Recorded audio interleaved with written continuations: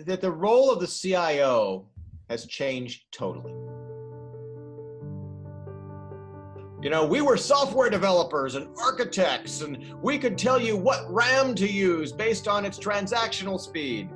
Do you think any of that matters anymore? The answer is no. Welcome to This Week in Health IT, where we discuss the news, information, and emerging thought with leaders from across the healthcare industry. My name is Bill Russell, recovering healthcare CIO, writer, and advisor with the previously mentioned Health Lyrics. I was the CIO for a 23,000 person health system, and one of the biggest challenges was to remain current on the technology and the trends that were going on myself. Think of artificial intelligence as a orchestra. Right now, machine learning, deep learning is getting a lot of attention, so I sort of equate that to the string section. And obviously there are many sections to the orchestra, so someday soon, hospitals, healthcare organizations are going to be able to have amazing music. We are seeing instances of folks popping up, us included, where we're having a primary care physician set up with the dentist in the same office. I would love to get to the space where eventually we're using voice recognition to do all of our navigation throughout the electronic health record. When we worked at Microsoft, oftentimes, you'd have crazy deadlines. People would say, look, we're not saving anyone's life here. We can't say that anymore. And we love that. It's like we can save someone's life. We can prevent a complication or a readmission by catching it. A lot of the feedback people are hearing about former Vice President's remarks is that he was remarkably pragmatic. And then the one that I'm most excited about, he notes that the Medicare Innovation Center, which was created by the Affordable Care Act, has the legal authority to experiment with new models to engage patients for purposes of getting better value care. Hyper-consumerism driving everything to a digital experience, because if we don't make it easy for patients like ourselves to use healthcare on our smart devices, companies like Apple are starting to do it for us.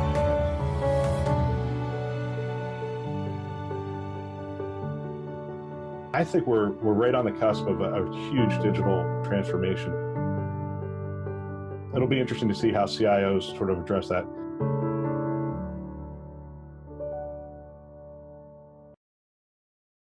Welcome to This Week in Health IT, where we discuss the news, information, and emerging thought with leaders from across the healthcare industry. This is episode number 51.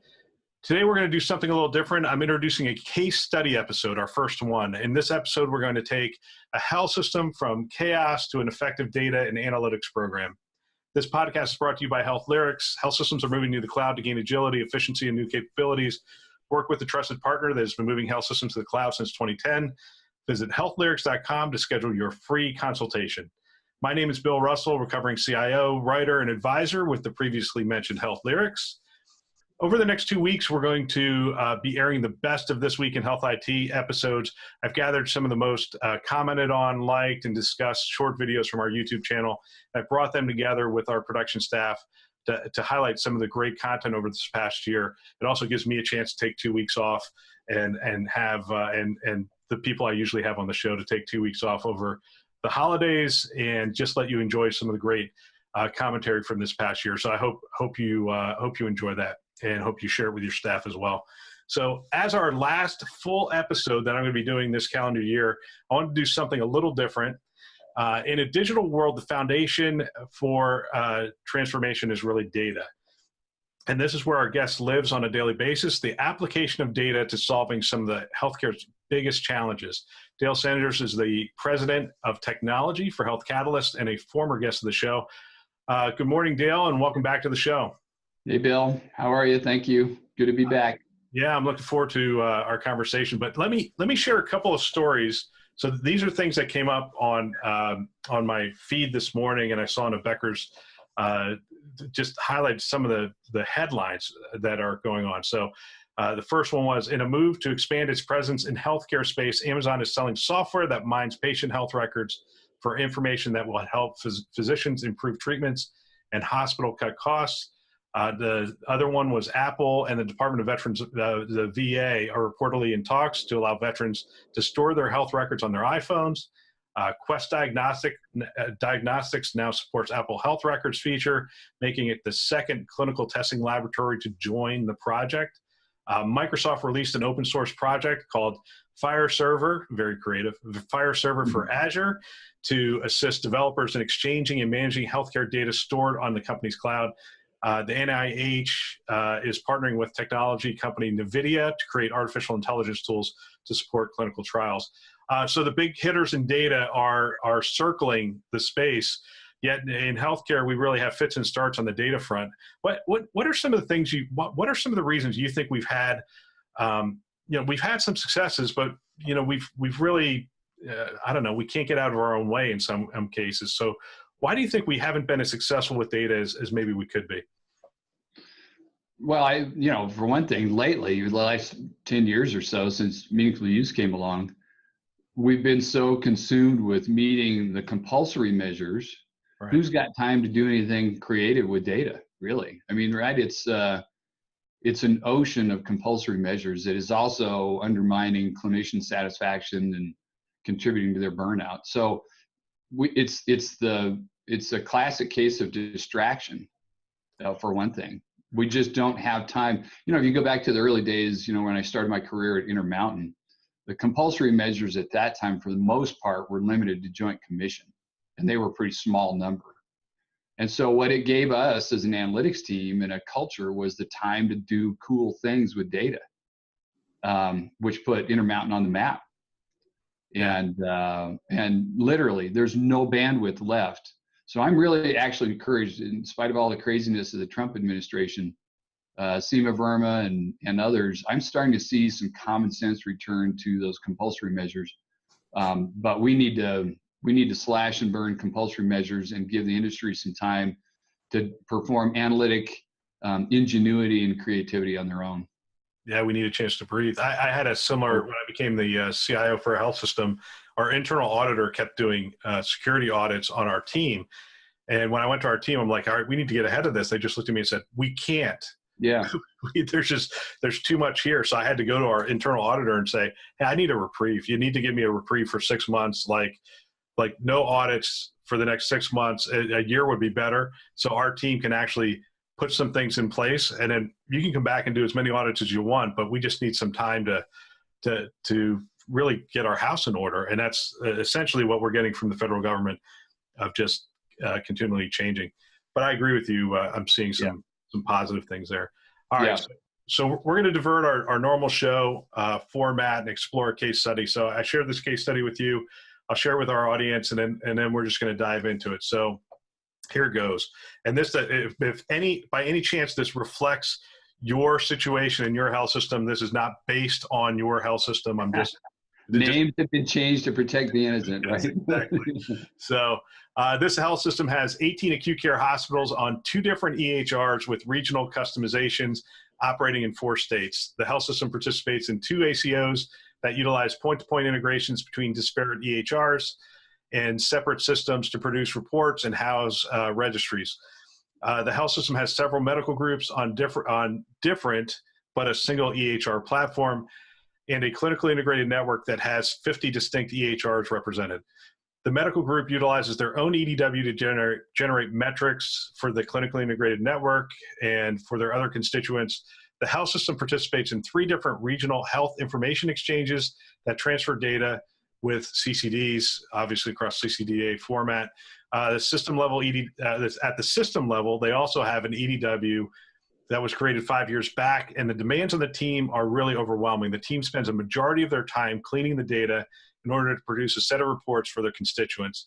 Every year, the data team makes a request to grow the staff by about 20%. The executive team is asking for a set of reports across the system to measure clinical and operational performance. Today, the variability of the data and the definition of the terms makes comparison very challenging for the executive team. There's a feeling amongst the leadership team that their investment in systems is making their investment in systems is in analytics and the EHR, that they should be getting a lot more value from the program for the money that they've invested. Their plan is to hire a hotshot data CIO or chief data officer to save the day.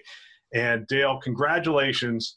You've just been offered and accepted the job. So we appreciate you joining the organization to help us sort of move through this. I'm excited. Yeah, this is a great scenario, Bill. It's nicely done. So do you, I mean, you see elements of this across the yeah. industry as you go out there, right? Oh, yeah, yeah. I mean, this is the norm now. As complicated as it sounds, it literally is the norm. Yeah, and that's all right. So the stated goal from the executive team and the clinical executives and whatnot is that they would like to utilize data to rapidly and continuously improve clinical, operational, and financial performance for the health system and the care providers. So for our organization, we're going to organize it into really 6 topics. We're going to start with discovery. You're starting your first day. We're going to look at discovery, what you need to discover. Second thing is preparing the organization for change. The third being the components of a healthy data utilizer. Fourth being operationalizing the program. Fifth being the technology. And 6 being ongoing care and feeding of the program. It's interesting because so many times people want to start with the technology. If I just bring this in, all these problems will be solved, but we know that that's not the case. So let's start with discovery. Where are you going to start? What are you looking for? What data do you need to gather? Who do you need to talk to? You know, I literally putting my hat on as if this were my first day. I would start in the usual way, which is you've got to get out and meet all the major influencers and constituents and start building relationships. I always say that there's nothing more political, especially in healthcare, than data and its utilization. People think that deploying an EHR is brutal culturally, but you'll eventually get past the pain of deploying an EHR. But the politics of data and the politics of utilization of data and the light that it can shine both accurately and inaccurately on people and their careers and processes is what makes it so political. So, you know, for the most part, we've almost commoditized the technology, right? The public cloud has made the infrastructure pretty easy. You know, I'm humbled by the progress we've made with Health Catalyst. Other vendors have, you know, technology that sits on top of public cloud infrastructure that makes the tech almost a commodity. So I would plan on spending about 80% of my time in marketing the value of data to the organization, and also making people feel trustworthy and trusted, and building those relationships. I gave a lecture out in LA yesterday to a group of folks that are interested in collaborating and sharing data. They're brought together under a common mission, but a disparate governance structure. And I shared with them that I spend most of my time now advocating the soft side of data and the human side of data. And I'm going to reference an old Harvard Business Review article I read years ago, so long ago I can't even remember now when it came out. But it talked about the ways that the characteristics that are important when you're trying to influence and collaborate with people. And it boils down to 3 characteristics. The first characteristic is the person on the other side of the table has to feel that you have overlapping values in some areas, that in essence that you're honest and trustworthy, and that you have their interests in mind. So they have to feel good about overlapping values. And of course, if you're working across cultures and countries and things like that, it's sometimes hard to find those overlapping values. But for the most part, honesty and trustworthiness and having a genuine empathy for the person across the table is a pretty common way to establish overlapping trust in that first characteristic. Yes. So that has to be genuine. It can't be manipulative, right? Yep. The second thing is you have to have a direct sense of empathy for the role that the person occupies. You know, and the classic, you know, example is an IT person talking to a physician about how we're going to improve their lives with technology. It's not unusual for us as IT people to alienate those clinicians because we've never been in their shoes. So if you can't engage in a conversation with a clinician with a sense of direct first order empathy with them, then at least bring a partner with you, bring a physician partner with you to those conversations, or bring a CFO or someone from the finance team with you. But the person sitting across the table from you has to feel that you got first order empathy with the situation that they occupy. And so there has to be a big overlap in that capacity in addition to the values. But then the last thing, the last of the three traits that's really important is the person on the other side of the table has to feel like you have expertise and skills that they don't have, but they value. So you have to bring something to them that's common in the first two characteristics, but you have to bring something to them that's unique and valuable to them. And so that's the first thing I would start doing, is engaging with people in the organization in those positions of influence, reminding myself constantly of those three characteristics that are so important to affect change. So, all right, so I'm going to take you through some groups. And so first group you're going to meet with is the head of the clinically integrated network. And what they're concerned about is, hey, we have an EDW. It's different than the system EDW. We like what we're doing. Our team's doing a good job. It's outside of IT. We have our own little analytics. You're not going to impact my program, are you? You're not going to take that away from me, are you? And the likely answer to that would be no. And I had this conversation with one of our most important clients the other day. We're kind of moving into the next generation relationship with them and trying to figure out how to expand the impact. They still have multiple data warehouses in the organization. We've managed to reduce from 5 down to 3, including ours. But the reality is you can't convince people to give up the data they have unless you can add value to them that they appreciate. So, and usually that value is a sense of control over the data, agility with the data. Those are the two most important things. The third is the cost of the data. But people will actually hold on to their expenses if you don't show value in those other two areas around control and agility. So you're never going to win with a mandate to say we're going to go in and we're going to, for the sake of IT consolidation and reduced expenses and licensing, we're going to take your data warehouse away. That is absolutely losing strategy. You have to go in and offer them something that's more appealing and attractive than what they have. And until you can do that, you're not going to win. So now I'm going to take you into the CFO's office, and the CFO is saying, look, we've got so many different systems out there. I can't even, I'm having trouble closing the books and getting the kind of reports I need out of this thing. What are you going to do? And by the way, don't ask me for $5 million. Don't ask me for $3 million. What are you going to do to sort of streamline this so that, first of all, that I'm getting, what I think I should get for the money. But second of all, that, we're not sitting in these board meetings and these executive meetings anymore, having arguments over the definition of the data. I mean, we need to be comparing these 18 acute care hospitals across their performance. And I can't even do that with the disparate systems that you have. So what are you going to say to the CFO around those things? Well, it sounds like there's two battlefronts there, right? One is the disparate data and data governance, and the other is just the plain old expense of having all those disparate systems, right? Yeah. And you can go back out to the organization and the folks that are in the field and appeal to them from a perspective of cost, and appeal to their larger sense of belonging to the organization. Most of the time, these disparate source systems are funded not centrally by IT, but by the business units and the departments. Yeah, that's true. So if you can show them a way to save money on those expenses that they have in those local IT disparate systems without giving up their sense of agility and autonomy and self-governance, then you have a chance of making progress. But the CFO, you kind of have to wear the rank of the CFO, but hopefully not in a way that takes away a person's sense of control and autonomy around the data that they control.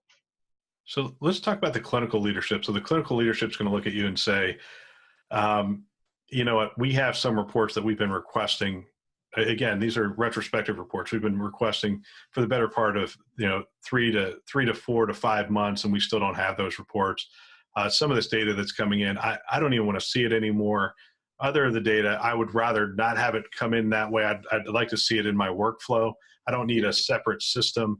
What are you going to do? What are you going to say to that person? I mean, obviously we're just in this discovery phase. We're not in the creating the solution phase. And so I imagine you're going to show empathy for that person, but what are you going to say to the clinical leader? Well, yeah, I mean, the first conversation that I have with clinicians nowadays is just a simple acknowledgement that you're over measured about things that don't matter. And I get that. As an IT guy, I totally get it. I totally empathize. We're over measuring all your processes. We're under measuring and detracting from your ability to achieve outcomes and be personal with the care you provide.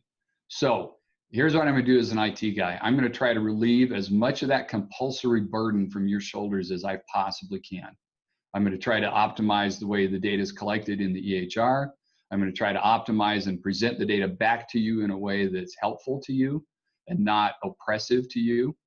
And I'm going to find bandwidth in what we do and how we work together so that I can actually give you data that you really want in the form that you really want it. But the first thing we have to do is automate as much of these internal and external KPIs that are burning you out and get as much of that off your shoulders as we possibly can. And then let's give you some time to work with me and my staff to give you the analytics and the decision support that you need. And going back to your, the strategy for getting things into the workflow. I always break down my decision support strategy in 3 tiers. The first tier is working at the population level. The middle tier is working at the protocol level. And the third tier is working at the patient level.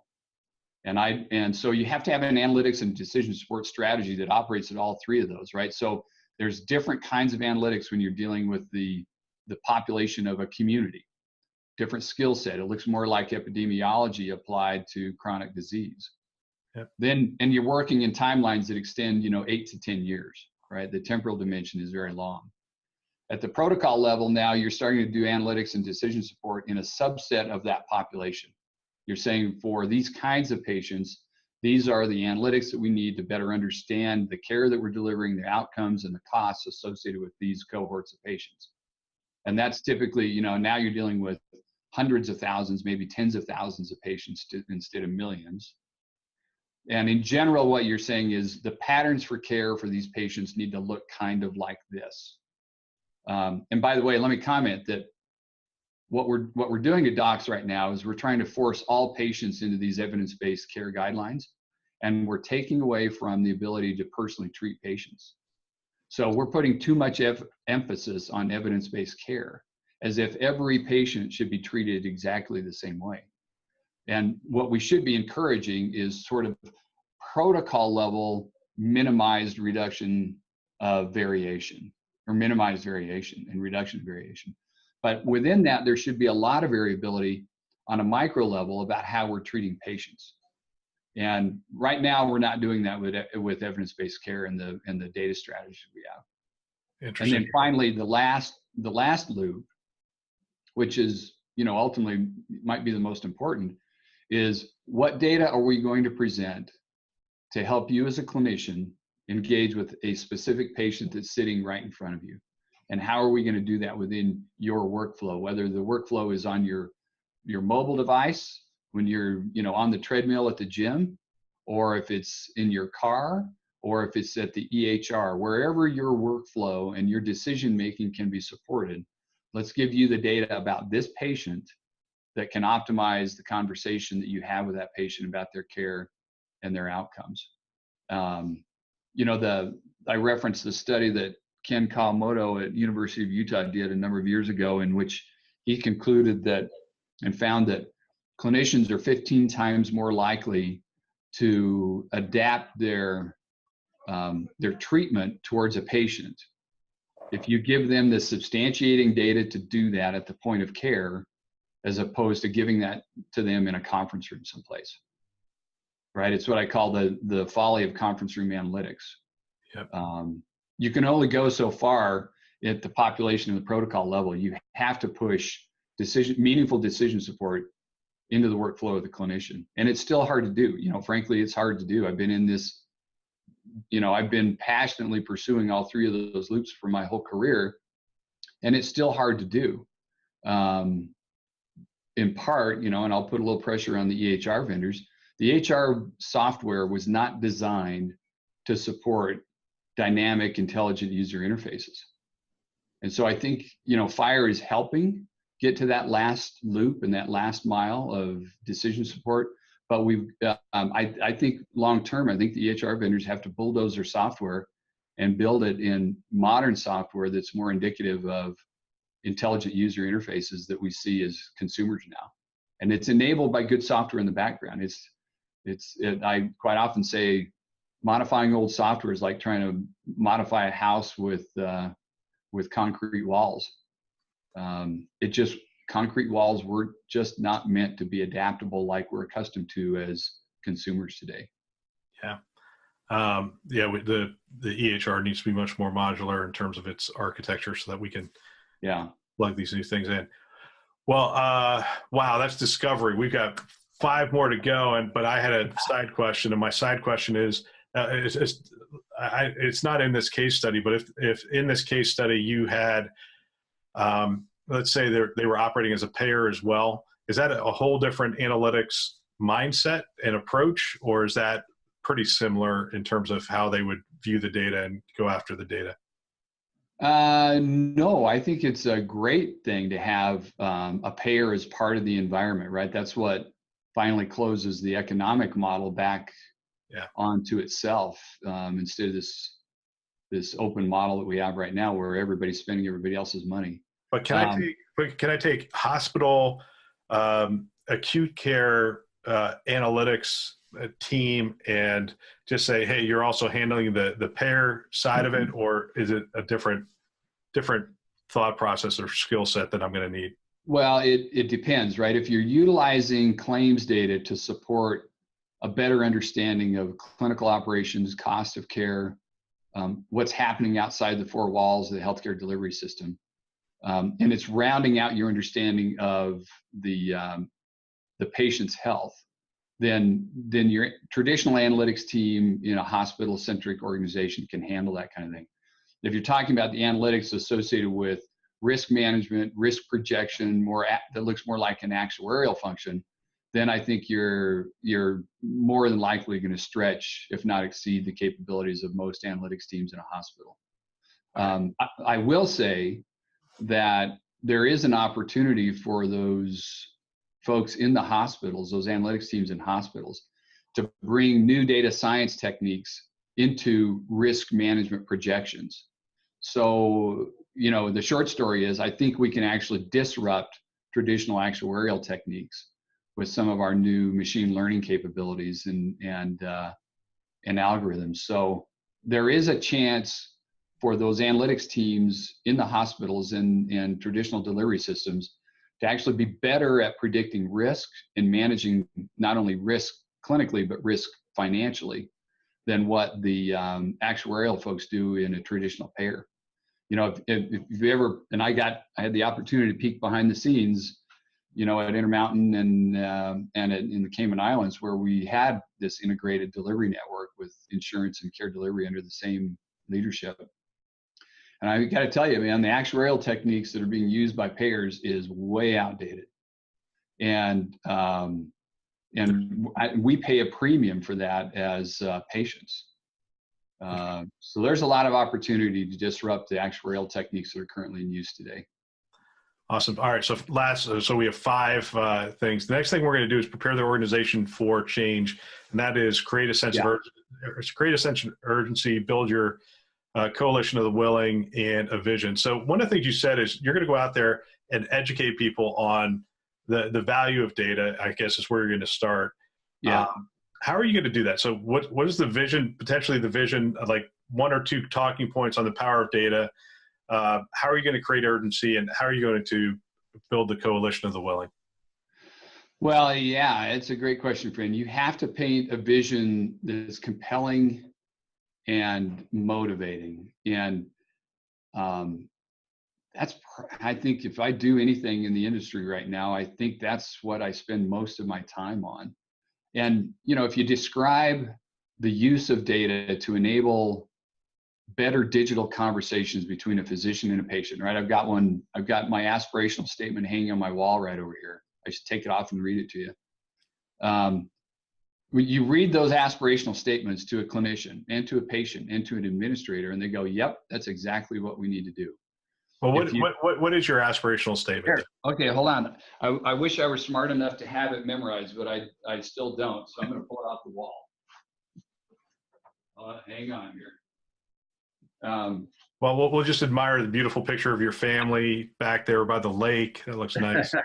That's up in Canada a couple of years ago. Okay, you ready? Here it is. So this is the aspirational statement that we have here at Health Catalyst, but I'd have this hang in my office if I were a CIO. We provide the software, data, and professional services that enable physicians to extend this commitment to their patients. I can make a health optimization recommendation for you, informed not only by the latest clinical trials, but also by local and regional data about patients like you, the real world health outcomes over time of every patient like you, and the level of your interest and ability to engage in your own care. In turn, I can tell you within a specified range of confidence which treatment or health management plan is best suited for a patient specifically like you and how much that will cost. So, we literally parse this statement and we look at it and we go, okay, what's the technology and what's the data that we have to achieve and enable that conversation? And when you read that to physicians and administrators, they go, well, yeah, that's exactly what it is. And when you read that to patients, they nod their head. Boy, I'd love to have that kind of conversation with my physician. And I think we all get this, right? So yeah. What we're saying is we're gonna enable you to be a better CFO with the data. We're gonna enable you to be a better CEO with the data. We're gonna enable you to be a better clinician with the data. We're even gonna enable you to be a better patient or consumer of health with the data. It is the enabler for all these things. And that's the vision we're sort of painting. But how do you build the sense of urgency around, hey, we need to start doing things now? Because generally what people do is they go in there and say, hey, things are dramatically changing in this space. You feel it with, how they'll paint the picture of a Blockbuster or Amazon or whatever. And they'll say, look, all these things are changing. Healthcare is changing. But, my experience, I came in from outside of healthcare, and my experience was, hey, things are changing rapidly. And then when I came into healthcare, I said, I think healthcare is going to change in 3 years. And the things I was saying 6 years ago that were going to change in 3 years haven't changed yet. Yeah. Well, yeah. And I said the same thing. I wrote a paper for HIMSS 12 years ago that said analytics and decision support, we're standing on the brink of a revolution. That was 12 years ago, and we still are a long way from what I described in that paper. I thought we were within a year or two of it. It's funny, right, Bill? Everyone has a sense of urgency. I mean, all except the most passive and apathetic people in healthcare, and there aren't very many of those.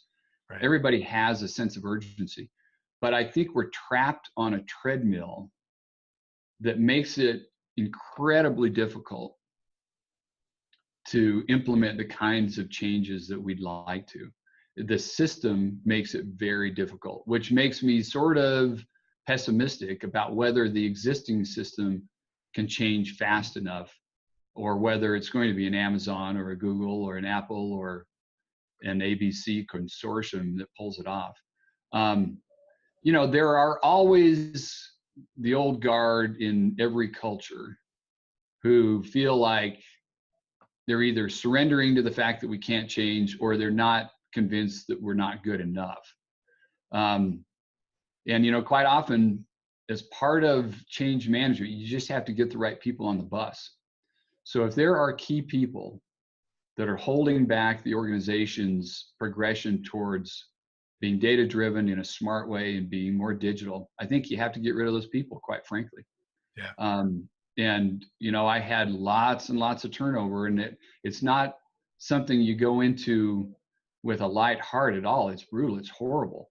But if you don't get the right people on the bus, then certainly your sense of urgency is going to suffer. Now, whether good people on the bus can still operate within the constraints we have is still yet to be seen, actually. Yeah, but building the coalition of the willing isn't as hard as it once was because we've had successes, right? So people are out there going, oh, I've seen what this house, I've seen what Asante's done, I've seen what Intermountain's done, I've seen what Geisinger's done, and they're able to say, hey, why can't we do those things? So, and you find enough of those people that are saying we want to do those things. That's your coalition of the willing right there. Totally, yeah. Find the early, and when you go out, and you're building these relationships. Find the folks that are passionate about change, that are passionate about doing it from a data perspective, and that have influence in the organization. Look for those three qualities, and then attach yourself as an IT person to those folks. I always reference back to Don LePay, head of cardiology in the cardiovascular clinical program at Intermountain. He was my first clinically influential anchor at Intermountain. When I came in, I didn't know anything about healthcare, but I knew a lot about analytics and data warehousing.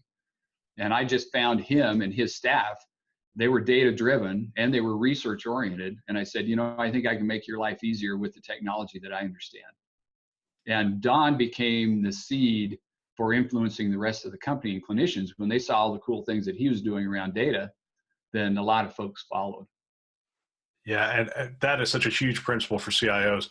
The CIO shouldn't be influencing as much as sort of coming alongside the influencers. And so let's talk about the next thing. So components of a healthy data utilizer. So you have some clients, you can name them or not name them, doesn't really matter to me on the show, but components of healthy utilizers, they have certain roles in place, certain principles which they operate on, and certain types of governance. I mean, one of the reasons we're having this conversation is I read a paper that you wrote 3 years ago on data governance, and I thought, man, I wish I had read this 6 years ago, or maybe it is that old, and I just didn't. But yeah, there are some principles that good, healthy data utilizers sort of operate with, and some roles they put in place. Why don't you talk about some of those things? Yeah. Okay. Well, I will mention a couple of role model clients, and I'll offend that by not mentioning them, but Mission Healthcare is Mission Healthcare example. John Brown, the CIO there. North Carolina, right? Yep. Alina, the culture there at Alina. Jonathan Shoemaker's the CIO up there. Yep. Those are two good examples. We have more than that, but those are two good long-term examples of clients who take advantage of data. They're good utilizers. And they have a great combination of defining their data-driven goals from the top down, sort of the Intermountain model, frankly, which is the board is going to approve some significant financial and clinical goals for the next year. And those goals have to be backed by the evidence of data that we've achieved them. So there's always, Intermountain, Geisinger is the same way. Mission, they have really good top-down clinical and financial goals that then they line up analytics resources underneath those, and as well as change agents underneath those. But they also leave room in the analytics capabilities and capacity of the organization to allow things to bubble up from the ground up, recognizing that innovation, the true innovation, right, around data happens at the edges of the organization. So to do that, you have to have good centralized governance, but not too heavy, can't be too top down. And you also have to have a culture that is, I would say, more risk tolerant than the norm when it comes to data utilization. So you have to knock down barriers to data access. You have to have approvals. When there are needs for data, you have to knock down those barriers for approval so that people feel empowered to get to the data as quickly as they can when they need it. And then you have to trust people with data. You have to push it out to the edges of the organization. You have to give each person in the organization that wants data the data they need, as opposed to some organizations who still have a very authoritarian governance structure, a very authoritarian security environment, and a very authoritarian utilization environment. And, you know, I still hear to this day, we can't trust this person with that data because they'll misuse it. We can't trust them with their own ignorance. Well, that's not the right attitude, for heaven's sakes. Give them the data, then teach them how to use the data in a proper way. Yeah.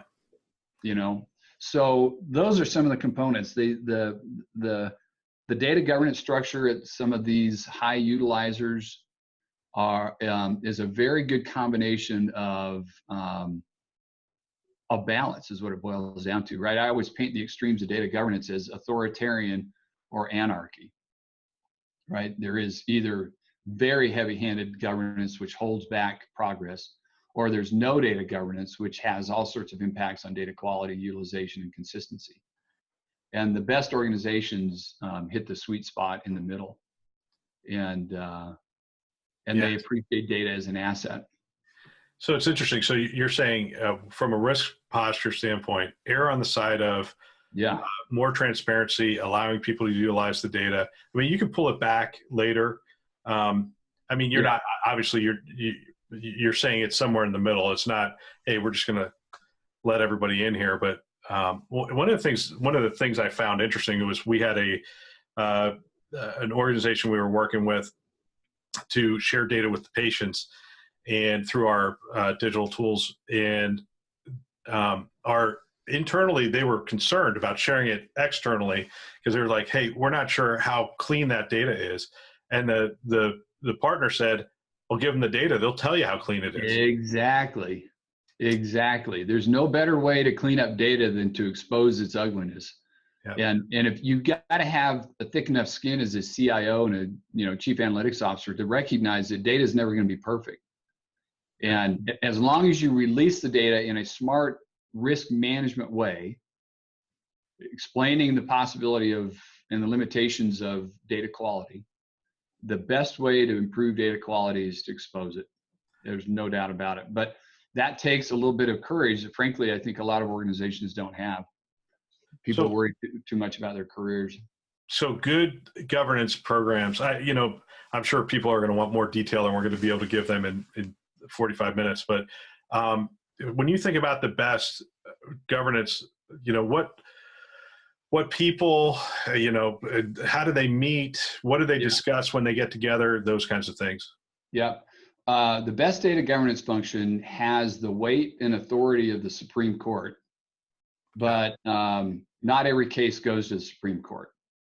So you want a top-down endorsement about data as an asset, data governance is important, data quality is important, literally from the CEO. So I help craft, emails for CEOs to express their commitment to data governance and data as an asset. Establish that tone. Announce the data governance function as just another one of our governance bodies in the organization. Announce the membership, which should include a good chunk of the C-levels on the CEO's staff. So the CMO needs to be there, the CFO needs to be there, the COO, the CIO. But then what I've always managed to do and what I advocate is delegate a lot of the day-to-day decision-making to the CIO. So he or she becomes the what amounts to the day-to-day court system. And when the CIO needs to elevate and resolve a situation around data governance and data strategy, then you have the body of the Supreme Court to appeal to and support. Yeah. But are there some roles? So let's go back to your data and your analytics team. Are there some roles that are morphing or changing? So we had a bunch of ETL people. We had a bunch of analysts. We had a bunch of people doing data cleansing. Are there roles that are changing with the technology as it's evolving? In our health systems, it's interesting. So I'll just air my mistake. So I advertise and hire 3 data scientists. They get snatched up in the organization. I go back 6 months later and they're writing reports, and I'm like, and so that's, what do the roles look like, and are they changing, I guess? Yeah, they are changing, and we're starting to move up the stack of commoditization, which is great. So in the old days, right, a simple thing like a storage engineer for a data warehouse, data warehousing, storage engineering was really complicated.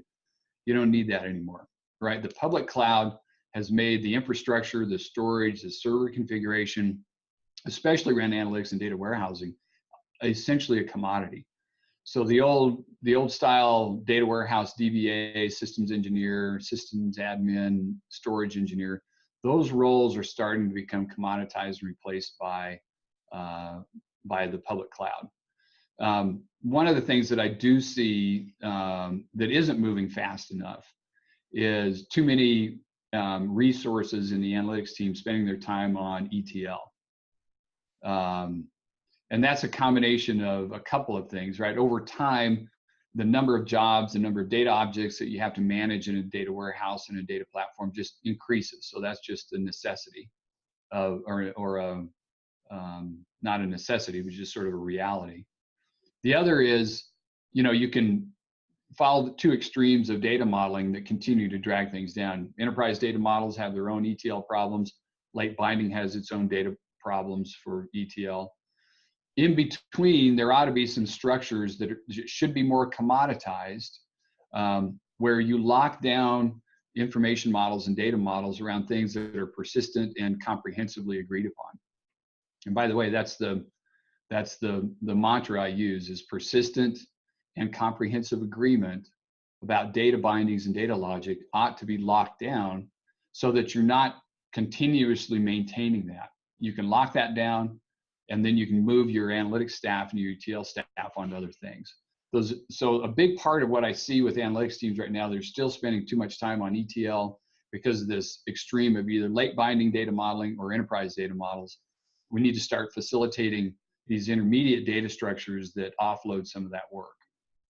You want me to comment on the data analyst versus data scientist thing there, Bill? Oh yeah, absolutely.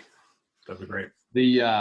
So what quite often happens, right, is because we're inundated with these compulsory measures, you look around the organization for anybody that can write a report to fulfill the need. You just have to resist that. There's a great book called Essentialism. Everybody ought to read Essentialism. And quite often, it's too easy to say yes to every report that comes along.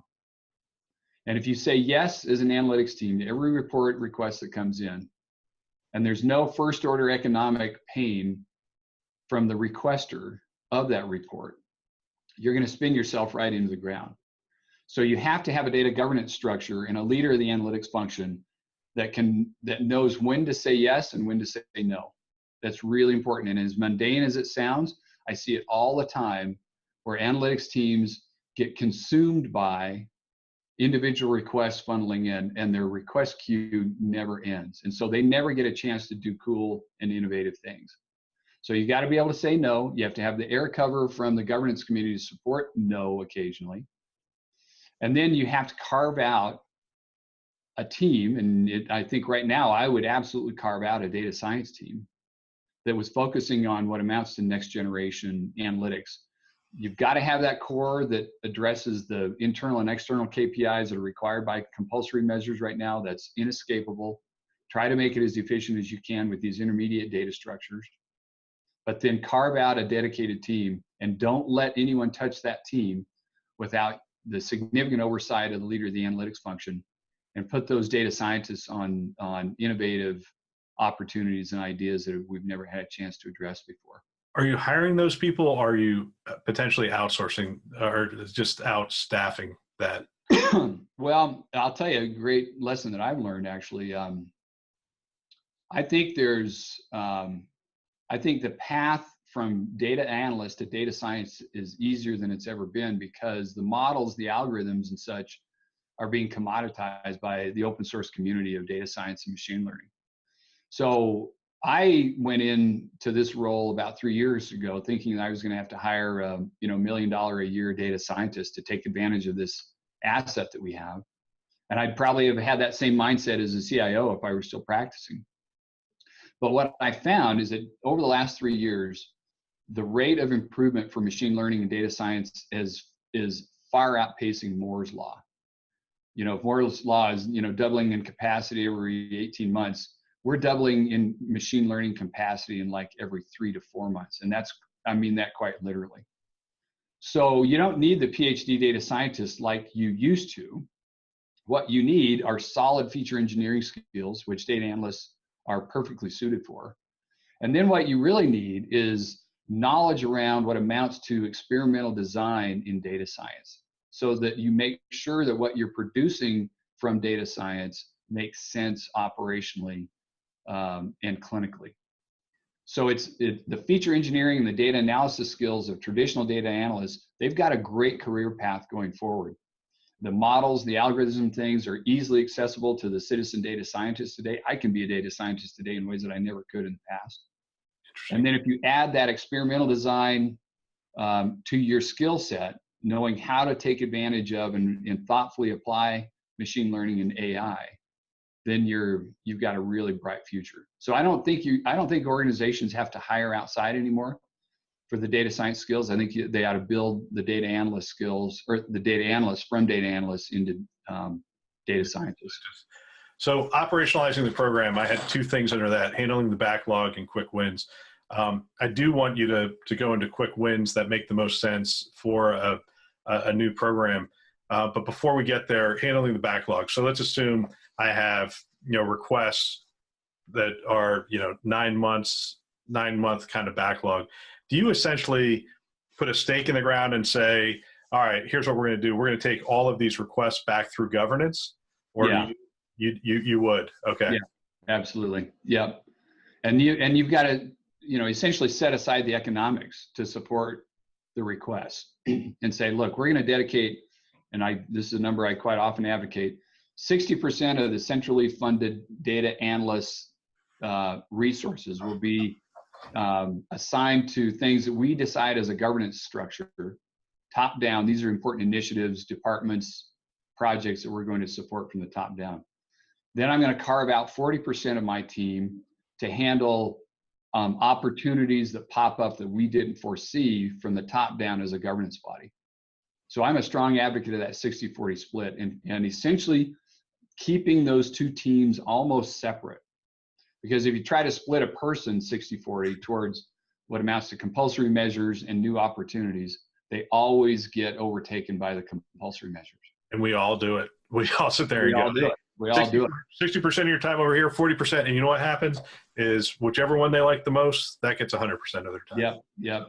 So I'm an advocate of creating two teams within the analytics department. One is focused on what amounts to the automation of and the hands-free completion of top-down compulsory measures and things that the board's interested in. And then 40% of the team is dedicated to opportunities that are going to pop up from the grassroots. So to reinforce the value of this program, we need some quick wins. What are some places you've seen quick wins, quick being defined as within the first 3 to 6 months? Oh gosh, there's the usual suspects of clinical and financial value that we see all the time in orthopedics, cost control, unnecessary and sort of low value care, sepsis, CODI, CLAPSI. And it's usually pretty easy to rally people around those kinds of things. So those are some off the top of my head, Bill. What I also try to do is take care of kind of a bright and shiny object in the quick win. So there's the commodity kind of analytics around cost and quality that, there's roughly 10 to 15 things that make up 80% of the opportunity in healthcare. So take care of those things. But the other side is you've got to give people something kind of cool and interesting that keeps them attracted to the data digital strategy. So I would look around for a researcher or maybe an opportunity even in finance, right? We've got a predictive model that helps identify propensity to pay and get patients lined up with better financial arrangements ahead of time before they get into trouble, for example. And those bright and shiny objects are important. They have to have real value, but they also have to show sort of the value of what you could do more broadly. So taking care of the commodity stuff is important, but you also have to have a little bit of a marketing and a bright and shiny project or two that keeps people motivated. Yeah, and that bright shiny object for us was we created sort of a front door to our data warehouse that the financial people could play with to look at value-based care. And they were able to move different levers and see what the impact would be. And my gosh, I mean, they could play with that thing for for days, but it was solving a very real problem, which was when and how and what impact is it going to have to go from fee for service to value-based care, and how do we make this transition? So very cool. Yeah, it's very interesting. You've already talked a lot about the technology. Is there anything else you'd say on the technology? Well, the big trend in the technology realm right now is these hybrid architectures between SQL and NoSQL, and all of the cloud vendors, Microsoft, Google, Amazon, they all offer some version of that. As a CIO, so you're not saying this, I'm saying this. I can't imagine building my own EDW on-prem anymore. That does the concept, like, I don't understand. I would not build my own data center anymore. If somebody came to me and said, hey, let's build a $5 million data center for our health system, I would say that's insane. But I almost feel the same way about an EDW at this point. It's like, no, let's look. I mean, there's this many layers, and if we go to a cloud vendor, we're going to cut off 6 of the bottom half of the layer that we're not going to even have to do. And why would we do it? It's already out there and it's already efficient. Is that what you're seeing, or is that what you feel at this point? Well, we're in a weird spot right now, right? Where the EHR vendors are offering their analytics and data warehousing strategy. They're nascent. They're just emerging, frankly. They haven't been around for very long. You've got companies like Health Catalyst that are deeper. We've been around for a longer time. We're not perfect either. You've got the pure technology players like Cloudera, Mongo, and then what the public cloud, Amazon, Azure, and Google offer. And so there's this weird churn going on right now in the market where if you compared Health Catalyst, for example, against a pure technology player, you'd go, wow, those tech guys are way more sophisticated than Health Catalyst, so I'm going to go that direction. Well, then you get over there to the public cloud vendors, and you go, they don't know anything about healthcare data, and they don't have any tools that are specific to healthcare data, so I'm going to have to build all those data models, all those APIs, all those applications myself. That's not very appealing. Right. So then you look at the EHR vendors, and the EHR vendors are new to this. They offer some tech that's always centric around the data that they have. They don't have the experience working in a disparate, heterogeneous environment. They don't have the tools for that. So if I were a CIO today, it would be pretty confusing. I mean, of course, it sounds self-serving. I'm with Health Catalyst, I'm trying to be that clear answer. But the reality is there's the convenience and the attractiveness of doing business with your core vendor. There's the bright and shiny appeal of doing business with Amazon, Google, and Azure. And then there's the sort of pragmatic, let's do business with Health Catalyst. And those are the three options that I see in the industry right now. And I think it's still working itself out. I think it's still yet to be determined which of us is going to survive as the best option. Yeah. So since I've taken up more of your time and I'm already 3 minutes over the end of our show here, I am going to give you a chance to answer. But doesn't Health Catalyst give me the best of all worlds? Aren't you built on top of the cloud platforms, the cloud vendors that are already out there, and you give me the ability to bring in all that disparate data? So I can actually plug into, I would assume I can plug into some of those cloud AI and machine learning things that are out there. Plus you are sucking in a lot of that EHR data as well. Aren't you like sort of that middle ground that sort of gives me the best of the cloud vendor and a little, I understand that the EHR vendors are going to be able to do that regulatory reporting and the clinical operations probably better than anybody because they can just bake it right in there. But don't you give that sort of middle ground of the best of both worlds? Well, I appreciate you saying that, Bill. That's what we're trying to do. And I'm cautious about using your podcast as a sales channel. But I'm trying to provide to CIOs and to the healthcare system what I always wanted as a CIO, and what I think we need in the industry is just a commercial version of what we've done, at Intermountain and Northwestern and other places. So If I were still the CIO, I would definitely be looking at Health Catalyst. I would not be looking at building my own. I wouldn't be looking at the pure tech players in Silicon Valley building my own. There's no way I would do that. I'd be looking carefully at the HR vendors. And what I would probably do is say, I'm going to use the HR vendors for part of my analytics, and I'm going to use a Health Catalyst for the other part. And I think that's the best option in the industry right now, is that combination. Yeah, and just so I don't get my other friends mad at me, the guys at Heart have a similar platform to what you're trying to do. Yeah. And the people at Minerva have a similar platform as well. But essentially, it's based on that concept. And I think it's the right concept, which is to say, you're going to have multiple EMRs. You're going to have we had 1,800 applications.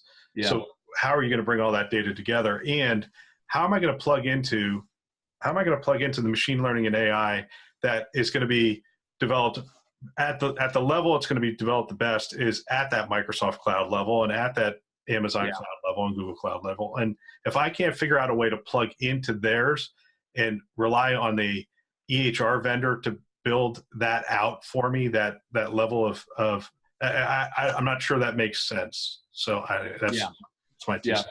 Yeah. I'll add one more comment on this. Sure. It's not as cheap going to the public cloud as I think all of us former CIOs thought it would be.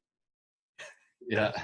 It's still pretty darn expensive. And it's actually, when you look at the costs of our private cloud that we offered, and granted, we couldn't offer the flexibility and the infrastructure that Azure and Google, Amazon offer, but it's still pretty expensive to go to the public cloud.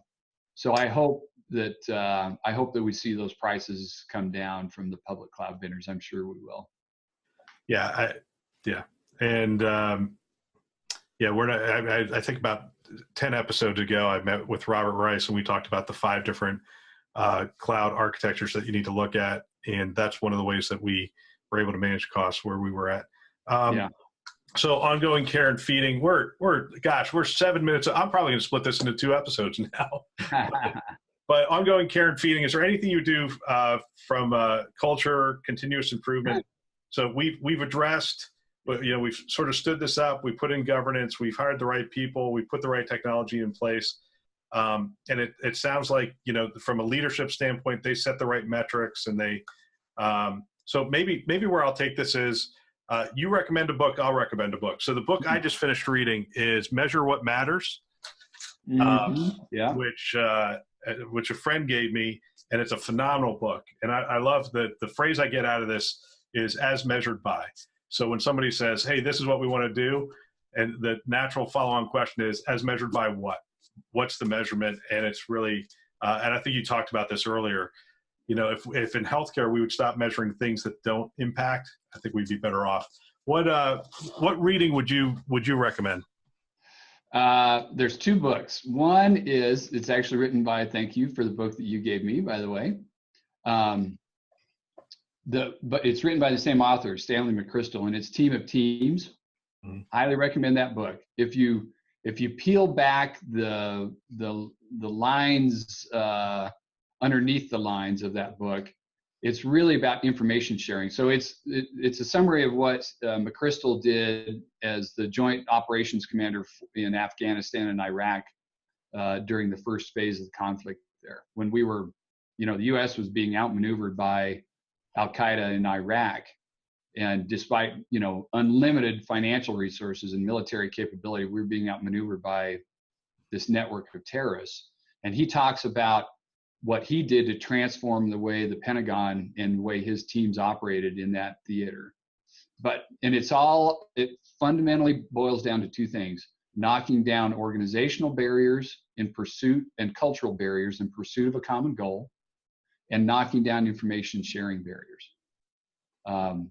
It boils down to those 2 things is what he did. Information sharing became critical to the success of the first phase of that conflict. So that's one book I highly recommend. The other is a book by an author. Her name is Tali Sharot. Last name is Sharot. Tali Sharot. She's a PhD. I think she's a cognitive scientist. She's at the University of London. And more and more, as we commoditize the technology of data, I'm advocating you have to be more in tune with the neuropsychology of data and the behavioral side of data, going back to those 3 attributes I described, about common overlapping values and common empathy, and then unique skills that you bring to the table when you're engaging somebody for change. The book that she wrote recently that I really enjoyed was called The Influential Mind. And the subtitle is What the Brain Reveals About Our Power to Change Others. And it's if you combine the right technology with the cognitive science described in that book, that's going to be the key to success with a data-driven strategy in healthcare. And engaging people in a different human way than they've been engaged traditionally in the past around data. I've never, in my 35 years in this career of data, going all the way back to my military and NSA days, I've never seen anything like what I see today, which is the more you try to push facts on people to change their opinion or behavior, the more entrenched they become in that opinion and behavior. It's not affecting change. So it's tribalism, it's fake news, it's, the climate change deniers, all of that. The more you try to push change through data onto people, the less likely they are to change. So you have to engage your data strategy from a different neuropsychology of data than ever before. I've never seen anything like this in my 35-year career. That's interesting. Yeah. Well, awesome. Dale, thank you for coming on the show. Best way for people to follow you, I assume, is the Health Catalyst blog. I see your articles out there. I also see on LinkedIn. Is there anywhere else people can follow you? I tweet once in a while, Bill, and so those are probably the best ways, I guess. Those are the best 3. Yeah. Awesome. You can follow me on Twitter at the Patient CIO, the show at This Week in HIT, our website, thisweekinhealthit.com. And shortcut to the YouTube channel is thisweekinhealthit.com/video. Please tune in the next couple of weeks for our best of episodes. Everybody have a great holiday, and please come back every Friday for more news, information, and commentary from industry influencers. That's all for now. Thanks, Bill.